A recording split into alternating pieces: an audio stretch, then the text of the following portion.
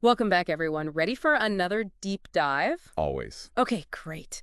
Today, we're going way back to the 14th century. Ooh, exciting. Yeah, to explore the story of Mansa Musa. Mansa Musa, now he was incredible. He really was, and we've got this great YouTube video all queued up. Oh, cool. Yeah, it's by Islamic Guidance, and it's called Mansa Musa, Richest Man in the World. I mean, that title alone, Yeah, right? it really hooks you. So we're going to uncover how this West African king got so unbelievably wealthy. And it's not just about the money, though, is it? No, exactly. His story really challenges how we think about wealth and power. Because back then, the Mali Empire was a major global force. Yeah, and not just because of all that gold. No, they had this strategic position in, like, a global network. Of trade, scholarship. Everything, they were connected. So let's paint a picture of the empire first. This is present-day West Africa, right? Yep. And they were incredibly resource-rich. Like, what kind of stuff are we talking? Gold, obviously. Yeah. But also salt, kola nuts, ivory. Wow, so like luxury goods? Absolutely. And they were in high demand everywhere. So that fueled their economy. Oh, yeah, big time. And it attracted traders from all over. From across the Mediterranean. Even further. But it wasn't just about the stuff they had, though. Right, you mentioned their Islamic identity. Yeah, that was key. How so? Well, it helped them connect with other places. Okay. North Africa, Spain, Egypt, Arabia. So it wasn't just goods flowing, but ideas, too. Exactly. Oh. Think Muslim traders coming in, bringing all sorts of stuff. And leaving with Mali's riches. Exactly. Plus, scholars would travel to Mecca, The Hajj, right, yeah. and they'd bring back knowledge. That's so cool, like a two-way exchange. Exactly. Okay, so this is all setting the scene for Mansa Musa, right? Yeah. But his rise to power, it's a little mysterious, isn't it? Oh, totally. So his predecessor, Mansa Abu Bakr II. The guy before him. Yeah, he just up and left. What? Why? Well, the story goes that he wanted to sail around the world. In the 14th century. I know, right? Just decided to explore. That's wild. Sadly, he disappeared. Never seen again. Oh, wow. So that left the throne open. Yep, and Mansa Musa stepped in 1312. Okay, so talk about bold decisions. Right. But Mansa Musa had his own bold move coming up. You mean his famous pilgrimage? The Hajj. Yeah, that cemented his place in history. It's one of the 5 pillars of Islam, right? Yes, every Muslim who can is supposed to do it once. But Mansa Musa's Hajj was a little extra. A little. It was legendary. A spectacle of wealth. Okay, so paint us a picture. Imagine this huge entourage. Tens of thousands of people. Seriously. Oh, yeah. And dozens of camels. Camels loaded with. Gold. Each one carrying like 136 kilograms. Whoa! Can you even picture that much gold? It's insane, right? And he was known for being super generous during his Hajj, too, right? Incredibly generous. Like, I've heard stories that he actually caused economic problems. Oh, yeah, those are true. Yeah. He spent so lavishly, especially in Cairo, Yeah. that he basically flooded the market with gold. Causing inflation. Big time. The value of gold dropped like crazy. So it's not just about him spending a lot of money, it actually had consequences. Major consequences. Yeah. Economists still talk about it today, Wow.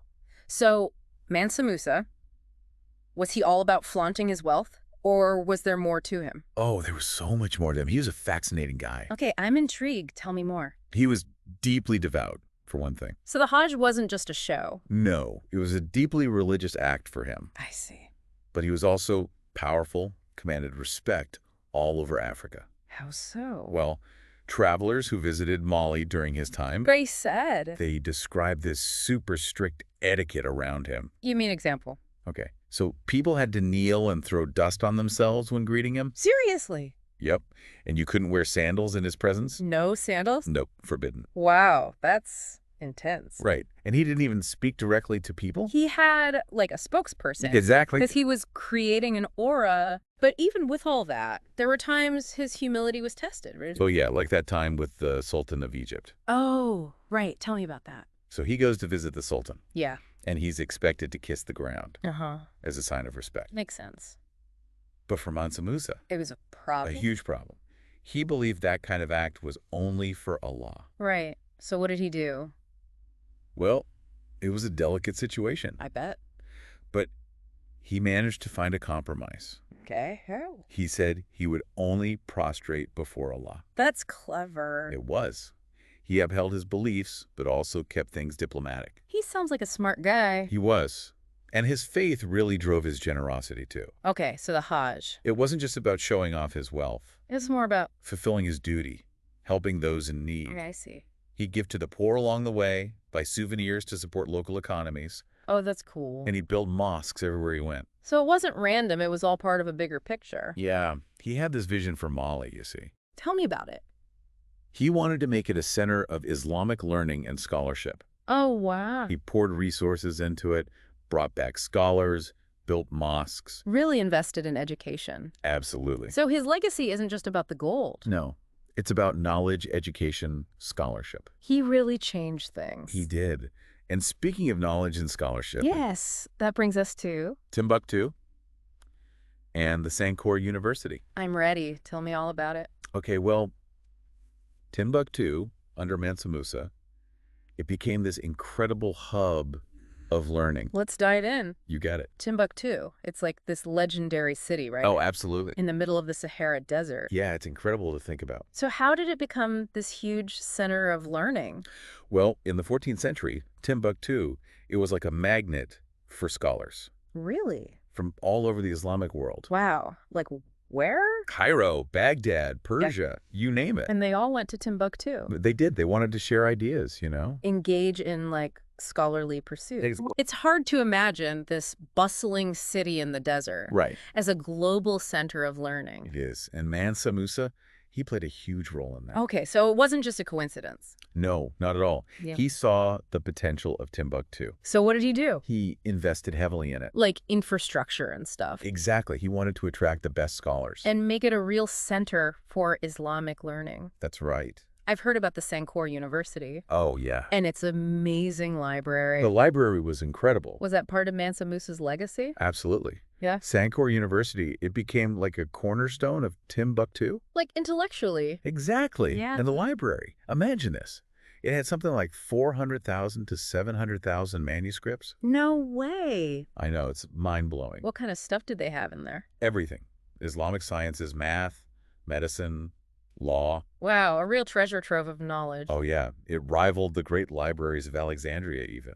So what kind of impact did all this knowledge have? Well, Timbuktu became like a melting pot of ideas. Okay, I like that. People weren't just preserving old knowledge, though. Right. They were innovating, coming up with new ideas. So it's a really dynamic place. Super dynamic. Scholars from all these different backgrounds would debate. Oh, cool. They'd share their perspectives, push the boundaries. So it wasn't just an academic center then? Not at all. It was a cultural exchange, too. Oh, I see. It wasn't just about academics, Hmm. you know. Like what else? Art, architecture, music, literature, it all got mixed together. That's amazing. It really gave Timbuktu its unique character. It's incredible, this one city in the desert Yeah. having such a huge impact. And it also reflects, this deep respect for knowledge, Yeah, that's interesting. which was already present in West African culture. You mean like... The griots. Oh, right. The storytellers. Exactly. They were like living libraries Carrying the history of their people. through their songs and stories. Mhm. So how does that connect to like the written scholarship of Timbuktu? Well, they both show how important knowledge was. Okay, yeah. It didn't matter if it was written down or spoken. He was still valuable, Exactly. The griots, the scholars, they were both keepers of knowledge and they passed it down. across generations. I love that. Written and oral traditions working together. Yeah, it's pretty cool. So where does Mansa Musa fit into all of this? Well, he got it. He understood the power of both. Both kinds of knowledge. Yes. He supported Sankore, built libraries, but he also respected the griots. It makes sense. They both had a role to play. Exactly. Different ways of learning, all enriching the empire. Sounds like he was a pretty visionary leader. He was.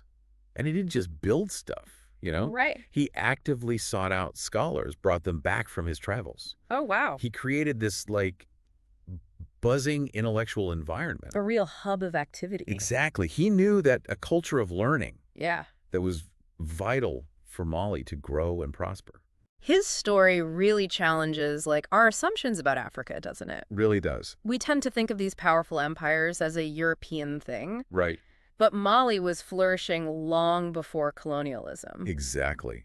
And it's so important to remember that. To celebrate those histories. Absolutely. Yeah. Mansa Musa helps us break free from that Eurocentric narrative. Yeah, the one that's always dominated history books. It makes you wonder, though, doesn't it?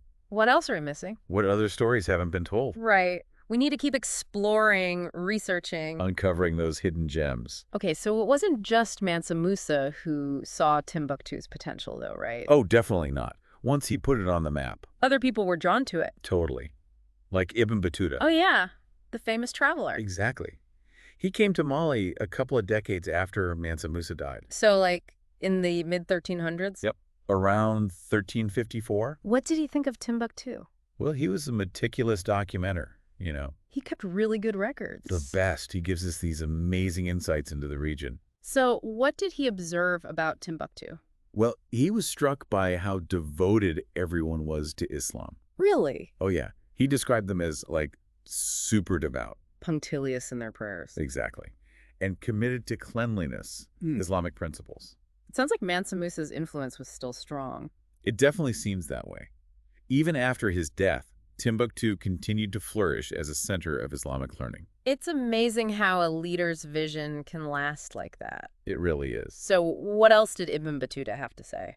Well, he noticed this big emphasis on education and charity. Okay, so Mansa Musa's legacy was continuing. Right. People were memorizing the Quran, pursuing knowledge. And giving to the poor. Exactly. It was all connected. He also mentioned that it was a really peaceful city, right? He did.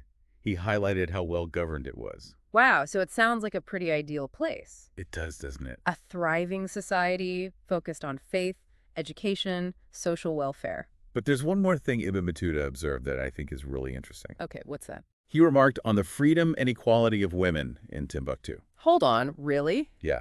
He said it was better than other parts of the Islamic world he'd seen. Wow, that's pretty surprising. It is. Especially when you think about it being the 14th century. It makes you question those assumptions we have about gender roles, right? Exactly. It shows that historical societies weren't all the same. Even within the same religion. Right. There were variations, different customs, social dynamics. Ibn Battuta really reminds us that history is complex. And nuanced. We can't generalize. Okay, so we've covered so much about Mansa Musa. We have. His wealth, his pilgrimage, his impact on education. Even a glimpse into Timbuktu society. But there's one thing I still want to know. What's that? What happened to him? How did Mansa Musa die? Well, that's the thing. We don't know for sure. Oh. It's a bit of a mystery. Some sources say he died around 1332. Okay. Others say 1337. We don't have precise records. So some parts of his story will always be shrouded in legend. It seems that way. But even without all the details, Yeah. his legacy is huge. It really is. It's more than just being a rich king. It's about faith, leadership. Generosity, the pursuit of knowledge. Those values are still relevant today. Exactly. Yeah. And that's what makes exploring these historical figures so fascinating. So as we wrap up our deep dive into the world of Mansa Musa, Yeah. what's the one big takeaway you want our listeners to remember? I think it's this. True wealth. Yeah. It's not about how much stuff you have. Okay. It's about the impact you have on the world around you. That's a great message. Mansa Musa's story, it makes us ask ourselves, how are we using our resources Our time, our talents. to make a positive difference? That's a great question to ponder. And if you want to learn more, Yeah. keep exploring. There's so much out there about the Mali Empire, about travelers like Ibn Battuta. Well, might even uncover your own aha moments. Exactly. Keep seeking, keep learning. And keep diving deep. Always. It's amazing what Ibn Battuta was able to capture, you know? I know, right? Like, his descriptions, they're so vivid. You can practically picture yourself there in Timbuktu. Exactly. Makes you want to book a flight. Right. It still has that allure, even today. But it's his observations about women that I find so fascinating. Oh, yeah, that's a big one. Like, their freedom, the respect they had. It really challenges what we think we know about that time period. Especially in the Islamic world. Exactly. He was really impressed, wasn't he? He was. He even compared it to other places he'd been. And said Timbuktu was better. In terms of women's rights, yeah. He said they had more agency there. More social mobility, even. It's pretty remarkable. It makes you wonder what was different about Mali, you know? It's a great question. Like, what factors led to that?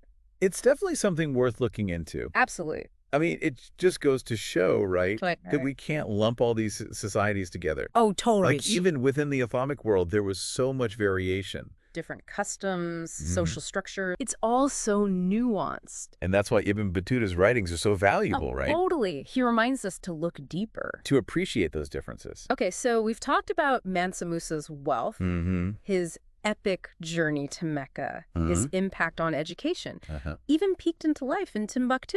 All thanks to Ibn Battuta. But there's one question that keeps popping up for me. What's that? What about Mansa Musa's end? Ah, yeah. Like, how did he die? When did he die? Well, that's the thing. Yeah. It's still kind of a mystery. Really? Some sources say he died around 1332, Okay. but others say it was 1337. We just don't know for sure. The records aren't clear. So part of his story will always be, like... Shrouded in mystery. Exactly. I kind of like that, though. Yeah. It adds to the legend. Right. But even without all the details, his legacy is undeniable. Oh, absolutely. He left his mark on history. It's more than just being the richest man, you know? It's about so much more. With faith, generosity, a thirst for knowledge. He was a true visionary. And his story reminds us that those things, they matter. They transcend time, even. I think that's what makes exploring these historical figures so powerful. It's like connecting with the past. And seeing how those connections shape us today. So, as we wrap up our deep dive into the world of Mansa Musa, Yeah. what's the one thing you really hope our listeners take away? I hope they're inspired by Mansa Musa's vision, you know? To use their own resources for good. Exactly. Not just to accumulate wealth, but to make a difference. To build something lasting. That's what he did. Yeah. And we can all learn from that. Absolutely. And for anyone who's feeling inspired to learn more, There's so much out there to discover. the Mali Empire, Ibn Battuta's journeys. It's a treasure trove of history waiting to be explored. So keep seeking, keep learning. And keep diving deep.